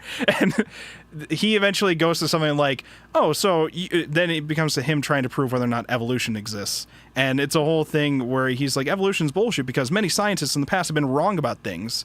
And Dennis is like, you could just look at the volumes of data. And he's like, well, have you looked at the data? No, I arrest my kid. So it's like, if you open up a TV, you can discover whether there's a fucking gremlin in it or not. So all you have to do is open it up. But if neither of you open it up, then neither of you have to prove shit. You just don't have to prove it. You're just both correct until you open it up. And that's where they bring in the Schrodinger's cat thing. It's both alive and dead until you open it up to view something. So you can't. The gremlin god. It's a whole He's thing. in the walls. He's in the goddamn walls. Yes, I have to show the gremlins. We have to show the little goblin in the TV, okay? It's real. It's real. I've seen it, okay? I'm a tech person, okay? I believe it. I believe it. I believe it. It's real. How many counting suits I have to count for the fact there's gremlins inside the TV? Yeah, it's a part of your taxes. You have to pay for those. They're very, very vital. It's part of the electric bill. The gremlins. I mean, you know, the CRT gremlins. We all still own CRTs, of course. Of course. Okay, so there's big debates about that, and that seems to be a huge help towards Battler, which I'm surprised, because we've had several of these volumes where it ends with the afterword where Burncastle is like, I'm going to help you, Battler, because I don't want the witch to win. And then from our perspective, it seems like they've done literally nothing, as far as we can tell. And now they have a literal, actual, different witch here who is directly giving him advice. And it's like, okay, well, did they summon this person there? is Ronave there because the other witch, Lambda Delta, might have summoned him or some shit like that? Are these both like things that they've summoned? I don't know what's going on with this. I don't know if they actually are influencing anything, or if they're just the bonus meme, we're here to laugh at you, Battler, like things that are happening. I don't know. So, okay. I liked also, in the fight against Canon, all the other girls show up, the other girls of Purgatory show up, and before they go to defeat Canon, they're just there to, like, torture Lucifer first for being a loser that lost to fucking furniture like Canon. Like a fucking loser. Ew. Like, how dare you? You lost to furniture? Come on. Yeah. Yeah. On a one-on-one fight. It's fucking ridiculous. L plus ratio. You're supposed to be like the oldest of us, Lucifer? What are you doing? This is disgusting. This is gross. And then they all just gang up on Canon, and he gets destroyed with facts and logic. Actually, I think he was about to. No, he gets killed by Genji. Yeah, he was about to get destroyed. I think he was like, they were starting, and then Genji's like, okay, let's just not. Let's just get this over with. Genji's like, Let's just not. I win, actually. We don't Genji's feel like the real MVP. we don't feel like drawing more of this, so how about we just not do this? Yeah, okay, so there's an internal struggle between what Ava herself wants and what Avatrice wants. Because Avatrice is like, you promised we were going to take literally the entire inheritance. This shit is what you promised me all those years ago when I granted the magic, which, the magic I'm assuming being like the will to keep going and defeat the family members with facts and logic later on in life or whatever, just keep going or whatever.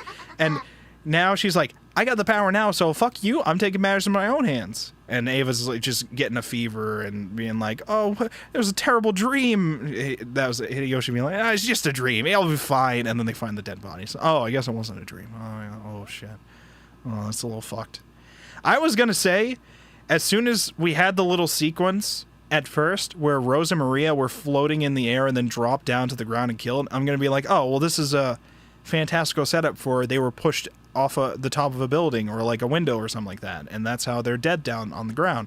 Then they just repeatedly kept killing her in different ways. So I'm like, okay. I mean, the way that they're dead in the end, you don't have to explain with magic though, because it's just her neck snapped and she was impaled on like a fence or something like that nearby. So it's like, okay, I mean, these are like more manageable kills that you could actually explain. And it's not even like a locked room or anything with those deaths, I guess. But This is using their brain too much on these kills. Okay, well, they'll be. But the locked room loop meme is a whole thing where Battler's like, he's thinking he won that argument, but he hasn't really, Maybe. because she like stopped talking and we just didn't address what else was going on with that.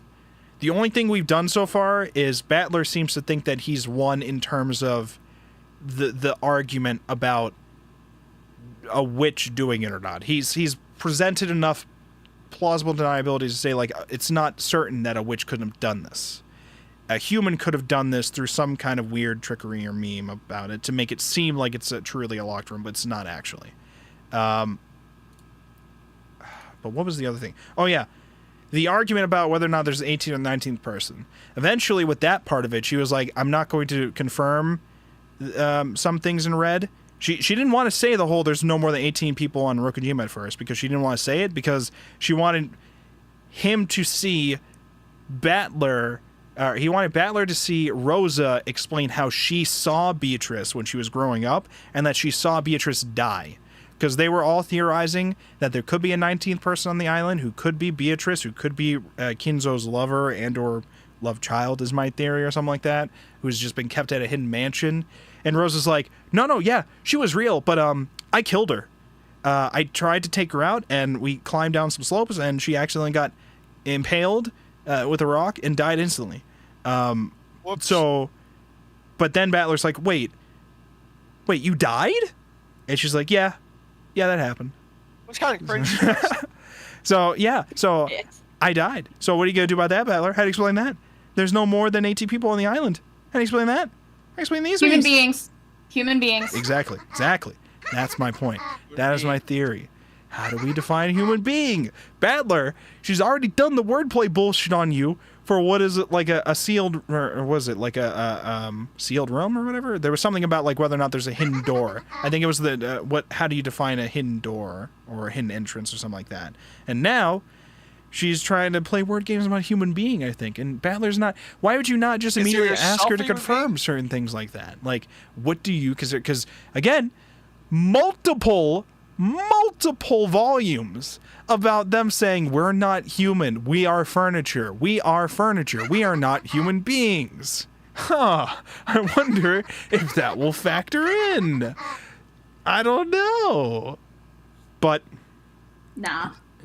this is where, like, in my head, I'm thinking Battler should ask her to clarify that, and if she actually did want to clarify, she'd say the exact names of all 18 people that are on the island. But she's not going to do it. She's not going to do it. She's not going to do it. Because she knows there's some secret memes. She knows. What were we going to say, Turndo? Was Beatrice a human? I thought she was a homunculus. So, she says she's a homunculus. I don't buy that. As Battlerborg here, I buy that she's more the love child of the old Beatrice, who was Kinzo's lover, and now this Beatrice was the love child of Kinzo, who he was raising in secret on the island. That's my theory. And the homunculus, the idea of the homunculus being he took the soul of Beatrice and put it into a living human, so I was born as a human for a brief time while I was alive there, trapped there. The way that the manga explains it is that the witch version of Beatrice was trapped on the island through magical means. Yep. And she hated her life so much that she killed her physical body. But because she was a witch, her soul, continued to exist, and so he captured the soul, like, you'd put a fucking butterfly in a jar, is how I literally imagined it, and placed the soul inside of some fucking homunculus liquid, and grew a new person from that. But the person did not maintain the memories from the body that had died, so because the new thing did not have the memories from when its soul was a witch, it was deemed just human because it didn't remember how to do magic. And then it died. It's a machine. Nanomachine, son. I don't tell you. Nanomachine. That's how I understood it, at least. Also, you guys want to know a fun theory? What's that? Boy. What's your theory? So Beatrice never said explicitly in red, dead people are dead, right? Like, True. You could theoretically, like, have brain dead, or, I mean, like, have a heart attack and then come back to life with CPR. Or, like, you could have, like, Mike the chicken, who's, like, beheaded and then, like, was still alive after 12 days. So Beatrice could have died, but that doesn't mean her body still can't do stuff. Or, like, you know, someone died and they're still moving around. Oh my god. I do remember, I think at some point she had said and read something to the effect of, like, those bodies are not playing dead. All 6 died instantly, to, like, try to be like they're not, because I think a theory at first was he was like, there's one way the loop, the sealed room loop could be closed, or could make sense, is that some of them are not actually dead, they're just playing dead, and they lock themselves in the room and then are just playing dead, and that the doctor might be in on it and just lying about the condition of their bodies. And then I think she was like, they all died instantly, so it's not like they died or were, like, hurt and then went in there, and so she's just like, they all died instantly, and then, like, define back to life. I mean, right? Like, if you have a heart attack and, like, you die and then you are revived, you were medically dead, but then you still came back to life. It's possible. It's possible. I was definitely thinking immediately of the whole idea of, like, you could easily just have a trap that existed within a room that could have killed them easily. But then he asked about that, and she was like, the 6 victims were not killed by traps. So I'm like, oh, fuck, there goes my theory. Because that was my theory as soon as we were starting the discussions about this. I was like, okay, come on. We could, like, you could obviously just say there was a trap. And then she says, there was no traps in the room. They weren't killed by any traps. I'm like, oh, I don't know. Maybe the key came through a vent or something. Because it's not like, you still have to breathe air. So it's not like a vacuum sealed room. So it's fine. There's always entries. Did they have vents at this time? You have ventilation to breathe. Invented, created. What was the Vents? first Just like Among Us? You know? Yeah, Among Us. Okay, let's read some of Ari's messages here. Honestly, never thought I'd hear Always Sunny get brought up unironically during Umineko discussion. Umineko readers are constantly breaking new ground. True. Listen, I believe somebody in the Always Sunny crew has read Umineko. I believe it. Lucifer of Pride. So in the VN, Beato was drawn to the island because Kinzo was there, and he trapped her there in that shell. When Rosa took her outside and Beato's body died, her soul was able to escape, but was heavily weakened. Wait, were you also typing here, Anne? I just remember that Rosa asked if what she had done was killed herself, and she was like, it was sort of like a suicide, so I know for a fact. I don't know what I'm reading here. Can you explain? Explain yourself. I remember explicitly that when young Rosa went to and found Beatrice, and Beatrice was talking about how she'd ended up here, Beatrice explicitly mentioned that she had not died via suicide. Yes. Or, like, she had died through something that was sort of a suicide. So I know for a fact that it wasn't originally just her soul, like Arimia said it was in the visual novel. There was some physical component that was there that had to die to release her soul the first time, to be put into the homunculus, to release her soul the second time when Rosa killed her. I feel like you're thinking a lot about the magical explanation of all this stuff, where I'm just like, it's probably just a love child. It's probably just a love child. I don't disagree with that. I'm trying to explain I understand, what yeah. the manga demonstrated. No, I agree that it's probably just a love child, but that's how the manga said it. No, It's yeah. One witch is just that easy, eh? She's not a fucking witch. Rosa actually killed a human being. Committed murder. Duh. Obviously.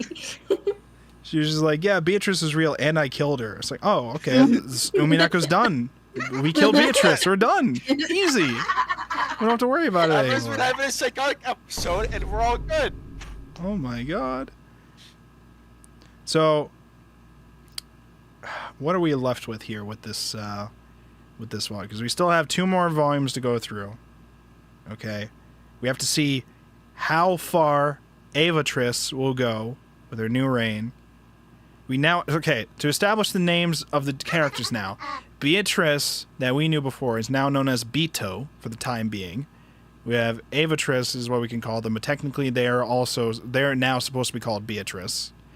And then Virgilia used to be Beatrice, but now they are Virgilia. These are the names of those witches. Then we also have Burncastle and Land Delta, Romanove. And was there anybody else on that side of the... Oh, yeah, Lucifer and all those girls whose names I can't remember. All I know is Lucifer puts the L in Lucifer, I must say. Lost to canon. It's kind of fucked up. So... We're several layers down to Beatrice. I'm just thinking, why does Avatrice... Is Avatrice still, like, concerned with, like... how much power Beatrice has? Because as soon as I get the god powers that Avatrice has, and I'm as evil as Avatrice seems to be, I'm killing Beatrice. Fuck that shit. Because it seemed like she had killed, well, in some form or way, killed Virgilia before to get her time. Because that was like the first thing we saw, I think, in this volume was young Beatrice being raised by Virgilia, being trained in the matters of a witch. She's taught the concept of destruction is like one thing, but it's more complicated to put something back together. And so we are going to learn to we're going to use magic to put things back together. And once we learn this concept and master it, we can become the Endless Witch. And then we can bring good to everything.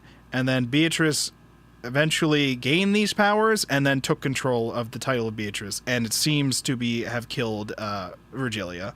That's what it seemed as implied. I don't know if that's actually what's supposed to have happened, but to me it seemed like she killed her former master and took over as the Endless Witch. And it was like, okay, now I got this shit. I'm a lot better than you. And it's kind of evident by their big fight that they had happen, where Beatrice kept making it look like that Virgilia had won their fight, and then she's like, well, actually, I won. And then it's just like stabbed her in like 7 different places. This is checkmate. By the way, can we please stop saying chess terms in the middle of our magic battles? Can we not say smothered mate? Can we not say smothered mate in the middle of our giant bad. I understand. We're saying this shit and pulling out giant towers because these are rooks. I understand this is what we're doing. I understand Virgilia gets saved by a literal, like, knight that comes out. But do we have to be shouting chess terms mid-fight? Why are we doing this? Flip over the chessboard. Flip over the chessboard. Flip over the chessboard. Ari had to step out because they are at their hotel. As what? Rooks. That's a... You know, I'm just like... Listen. As a chess player, I'm just like... when are we actually going to play chess? Because we're just like... Listen... I understand. They've been playing chess this whole fucking time. What do you mean? When are they gonna play chess? This is not actually chess. What do you mean? What do you think actual chess is? Do you think actual chess is mental torture to this extent of magic and witch debates? Of course. Is that what you think chess is? Do you think chess is witch debates and murder mysteries on islands and rich people problems and family They're just playing domestic magic issues? chess. True. That's it. They're playing Chessmaster Live on the Xbox original. I understand. I have a copy of it, so I understand fully. Okay. What other memes do we have to mention before we wrap this up here? Because I think we've covered the bulk of things. How long have we streamed for? Like almost 2 hours now. So what else do we have to discuss before we wrap this up? Oh, okay. Almost forgot to mention. New episode means new artist. Well, not really new, just a change. We're going back to the artist from the first episode. This is Kei Natsumi back again, which I believe they are also going to be the artist for episode 4 as well. So, we're here back with Kei Natsumi art, which again, banger art. Fucking fantastic. I still love how they do, like, all sorts of things. I won't lie, like, the fight scenes are cool with how they look, but... I don't know, maybe it's just me, maybe it's just my brain where I'm just like, I'd rather go back to the murder mystery and debate stuff. I'm just like, when are we done with the whole canon getting killed by the purgatory sister? I'm like, it looks cool, it looks amazing, don't get me wrong with that, but I'm just like, but I'm also more engaged with the, like, discussions about, like, the logical issues of He's not gonna things. win this, come on. Exactly, that's my whole thing. It's just like, canon doesn't survive this. You know, they might make a big show of it. He might defeat one of the sisters, but Canon's not surviving this. So this may just be a me thing, but I actually really appreciated the fight scenes because the last manga that I had read, it was like some 11 chapter thing. The fight scenes, or like the general like torture scenes, were incomprehensible because of how bad the art was. Like, the art itself wasn't bad, but their composition for, like, abrupt movements was not readable. Right. So I enjoyed having a fight that I could actually understand. Yeah, I will say that. I could definitely tell what was going on, so that was Yeah. And also, the scene where Kinzo hit Kraus was so satisfying. The line of movement when Kraus was, like, literally getting knocked to the floor, I was like, oh my god, I love that. Like, I loved how that looked. That's all. I will also say, okay, as fucked up as the torture to Rosa was, I still feel Rosa deserved it. Fuck you, Rosa. I'm still a Rosa hater, okay, because... You know, they tried their best to try to make me sympathize with Rosa last episode. I still do not emphasize with Rosa because she will just randomly, violently, like, hit Maria and say, shut the fuck up or I'll hit you again. And I'm just like, okay, let's... Literally, she had done that, like, 10 minutes before in the story outside of the house. Yeah. When Maria was like, I want to go see my Rosa, she was like, shut the fuck up. It's like... I understand. Kinzo probably did that to her, but it still doesn't make me sympathize with her when she's doing it to Maria, and their relationship is, like, very weird with that. I say weird, but really it makes sense to real life how that will usually go with abusive parents or whatever. Where it has some weird, like, thing where, like, they'll be abusive and then there's, like, a cycle where it's all apologies and, like, they feel like they're closer because of it, and then you're just stuck in the abusive cycle still because they just snap at you later on. It's a whole abusive thing, and it is pretended like a cartoonishly evil kind of thing in these series, but it's a legit thing that happens with those kind of cycles or whatever. And it's not just like a rich person thing at all. It's like a thing that many people deal with, like when people are dealing with abusive relationships, especially with parents or whatever, where the parents are more just like, I'm the parent, so I'm going to be in control, and if I can't get you in line with my orders, I will get you in line physically with my strength or whatever. But I also have this feeling that I'm a parent, supposed to be a protector of you, so now I sort of feel bad about it, but like that's not going to stop me from doing it in the future. It's a whole thing. So I don't feel sympathy for Rosa, despite how much she was tortured for her shit. Okay, I don't feel sympathy for her, even though they tried really hard the last episode to make me feel sympathy for her. The extent of their torture is a little much, which is why it upset Battler a lot, to the point where he slaps Beatrice, but... and especially Maria getting tortured too. That was a little much. Maria didn't deserve Maria didn't deserve the whole, all right, it's time for the gingerbread men to bake you. Like, I can totally understand Evatrice, obviously, as like an Ava parallel wanting to torture Rosa. Maria, that's too fucking far, dude. Like, and also, Rosa posed no threat, like, heritage-wise towards the inheritance to Ava. Rosa was more, this is a problem I have to deal with now because she knows I know where the gold is and will tell the other people if I don't give her her share, like, right now, pretty much. So, but, like, the amount of torture she's doing to her seems like it's to the scale of I've always hated Rosa. But we weren't really shown many cases for them to have had a negative relationship in the past. Like, the most we might have seen, if it was shown, I don't remember, but the most we might have seen was Rosa probably being like, we're women of the family, we have a role to fulfill as women of the family, and it was just like, I've never seen myself as a woman in the family, so I'm not dealing with this shit. I will earn my inheritance through my hard work alone, and I will not lower myself down to just a marriage like thing. Okay, I'm not just here to get married and bring our ties as a family richer, depending on who I marry. I'm not here for just political marriages. Although, it is great that she ended up with Hideyoshi. I don't know if Hideyoshi was an arranged marriage or if that was something that she chose. I'd like to think it was a relationship she chose. I'd like to think. But I'm also glad where if that turned out to be an arranged thing, they actually, like, really care about each other. It seemed like an amazing couple, okay? Hideyoshi is a god. We stand Hideyoshi on these streams, okay? I will say, all right? We need a Hideyoshi... Somebody make a Hideyoshi fan cam. We have to show it before every stream. That's what we have to do, okay? We have to show... True! Just right next to the other one.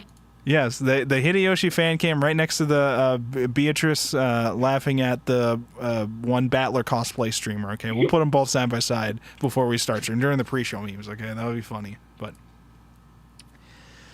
Okay, now, we also had a couple scenes between Rudolph and Hideyoshi, I guess, and I liked that Kairi was a little bit more involved with the discussion about the epitaph, and that we actually focused on the epitaph this time.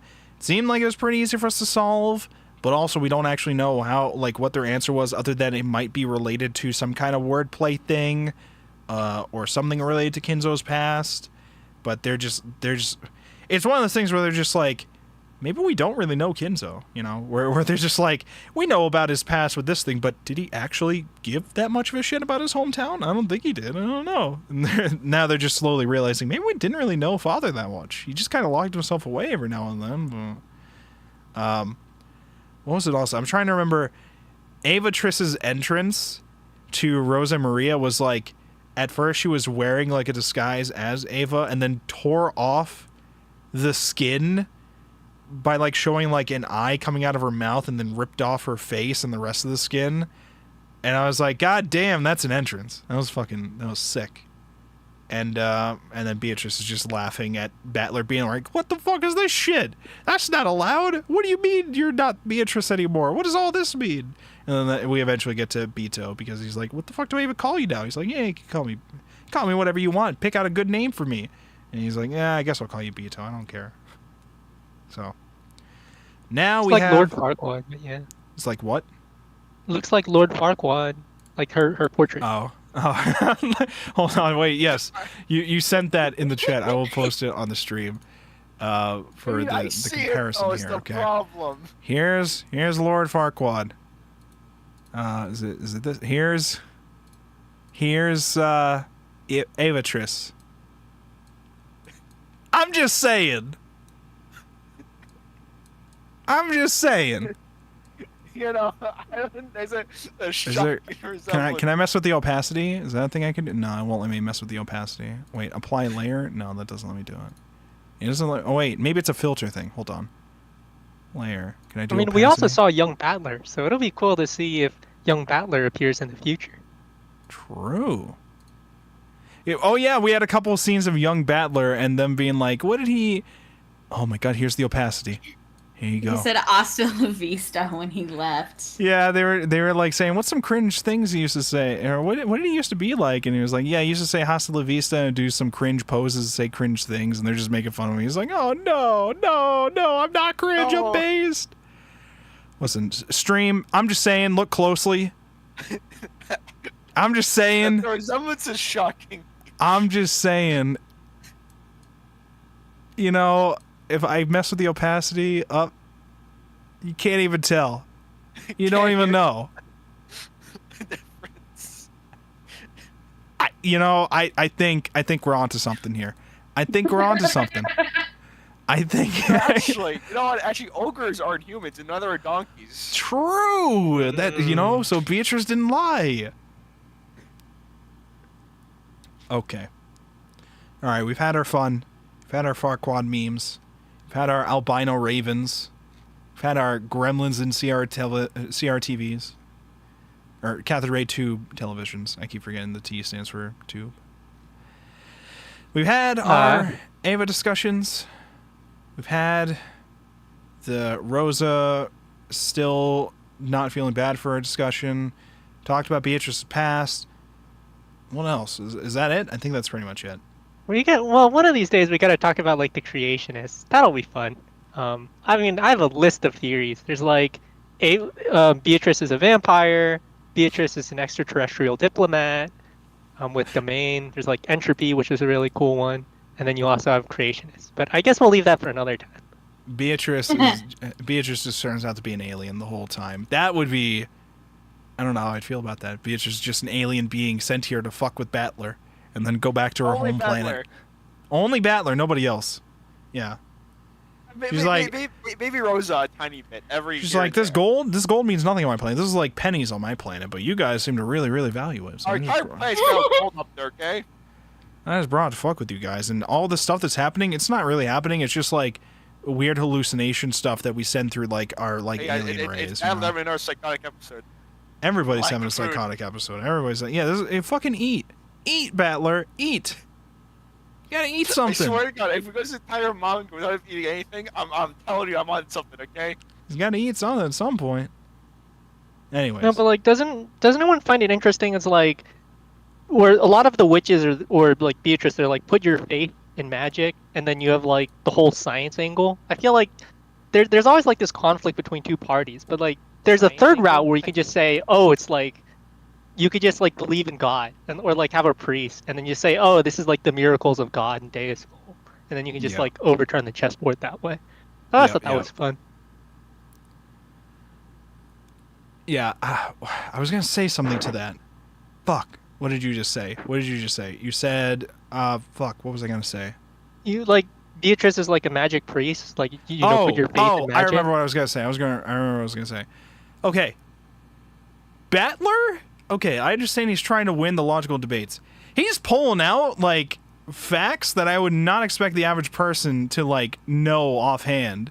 I understand he's rich, but he's like, yeah, I understand the intricate details of what was it? It wasn't the TV thing. It was something before that. Some like philosophy concepts, like complicated things, and like fucking. It was something, some discussion that they were having before, where like mysticism, like how science, like the flames, right? Yeah, the flame like burning shit. the pyre. where he's like talking about like how the flame, the like you know, where she's like mentioning, oh yeah, people believe that if you do a rain dance, it will cause a thing to happen. He's like, oh no, that's just because of the science of those cloud things or whatever. Well, what about this thing? Oh, that's because of the this thing or whatever. And I'm just like, these are not things the usual person would know. He's like, yeah, it's just trivia, I know. I'm like, what do you mean it's just trivia, you know? I do actually I mean- vaguely remember stuff like that back in like sixth grade. Yeah, it is modern. It is modern knowledge now. I think with chemistry and like the elements of physics and whatnot. But in the 1980s, it would probably be probably more cutting edge. So it's interesting. I was trying to find it because like one of them I thought was like really fucking wild, and like It was like chemistry with like Lavoisier or something yeah, like that. I think It was yeah, like, yeah.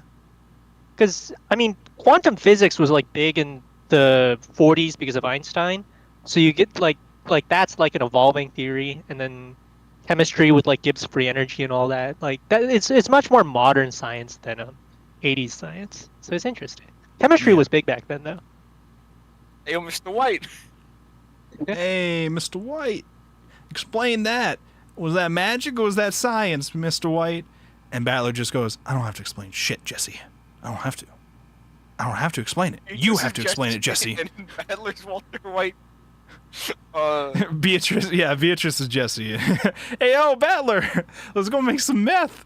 No, Beatrice, we can't make meth. We don't use magic here. We use science, okay? But Mr. White, but Battler, I can make all this meth appear like magic. No, we can only make meth through science and logic. Okay, I'm done with my Breaking Bad memes for the night. Okay, I'm done with it. All right, I think we're done in general, though. I don't really think there's anything else. No, one more thing. Okay, what's It's one more chapter thing. 8, page 34, by the way, if you're looking for that. Page 34. Oh, chapter 8? Yep.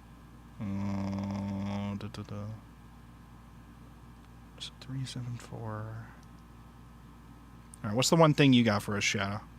Oh, Beatrice has a lot of funny expressions throughout the show. Oh, yes, I did notice those, too. Oh, okay, so you sent the image of this. Okay, so this was the panel I think I remember being like, I don't think most people would know this kind of shit. Okay, so what we got here? Philologiston. I mean, he went to an elite university, right? He's like classically educated, so it's not surprise. Probably what he learned. Then why do things burn? Isn't that because of, how do you pronounce this? Phlossogistins? How do you Something pronounce like that, yeah. Okay, is it part of their substance? Things burn because of chemical reactions, blah, blah, blah, blah, disproved by Lavoisier. Doesn't heat travel through? But Joule disproved that one. Heat is energy, not something. I'm just like, okay, all right. He's just pulling out all this stuff. Is he just literally like a god chemist, and we just don't know this yet? What is this? I don't know. Okay, so what's the one that Shadow sent? Oh, you sent several Beatrice expressions here. Oh yeah, one of them was like Beatrice trying to catch her breath after like almost getting destroyed with facts and logic. Okay, he's like, no, it means this thing. Yeah. Oh yeah, this one. Yep, this is a good expression. Oh God, I have to find a way to make this process faster. This process of showing Discord images on here faster. Let me try this. Oh, we also Copy- forgot the magic battle with like the shields and spears, which is interesting. I've talked about that a lot in my Discord server a little bit with Nate, actually, because I was pointing out how interesting it is to be reading like manga and light novels and see how much Western like influence there is. It came up when I was talking about the Avilius Chronicles, because the Avilius Chronicles has the inclusion of Adam and Eve, Nemesis from Greek mythology, obviously the Seven Deadly Sins, Alice from Alice in Wonderland, and just like all sorts of other, like Western mythology and mythos examples and literary examples. And then like Familiar of Zero, we talked a lot about the fact that there was a lot of cultural impact from European countries. So the big battle where they mentioned Hephaestus was another example where I was like, oh, it's really interesting to see how like inclusion of other mythos is not something that is exclusive to like English literature, which like obviously should be obvious. Like if, you know, like English literature does it, obviously there are probably other literatures that do it as well. But it's just like my understanding of literature is so like English based that it's not something that I think about until I am reading manga, and I'm like, oh shit, there's so many references to like Western things here, and it's kind of interesting. What I'm trying to say is Umineko is an Always Sunny reference. That's what I'm trying to say. Oh, see, personally, I think it's a Yu-Gi-Oh! GX reference. I know you do, because you see everything as a Yu-Gi-Oh! GX or Mega Man or JoJo reference. I understand. Or Breaking Bad. Breaking Bad, I think most things are Breaking Bad references, especially Umineko. I feel like Vince Gilligan from Breaking Bad, I think he was a big Umineko fan. That's what I think. Of course. I mean, who wouldn't? Okay. What are our theories about what's going to happen with the rest of this episode? What are our theories? Do we have any theories that we want to give out yet? Anybody? I already mentioned mine. Either theories or what you want to happen. I want Ava to win. I just want Ava to win. I don't want, like, I understand evil Ava is doing horrible shit. Well, honestly, I want Ava to win, okay? The whole family held her back all these years despite how hard she worked, okay? All because she was a woman, and she still worked her ass off, continued anyways, okay? I want her to win and Hideyoshi to live. That's what I want. But I don't know how I feel about Avatrice. I don't know how I feel about Avatrice yet. But I want Ava herself to win in some way.